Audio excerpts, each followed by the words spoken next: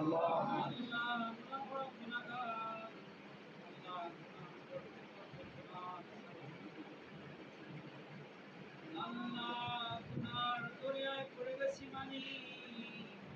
আল্লাহ এই গুনাহকে নিয়ে আল্লাহ আপনার দরবারে গেছি আল্লাহ আপনার রহমান আপনার রহিম আপনার গফফার আপনার গফুর আল্লাহ আপনার অফুরন্ত রহমতের দিকে তাকাইয়া আল্লাহ আপনি আমাদের থেকে সমস্ত গুনাহকে মাফ করেন।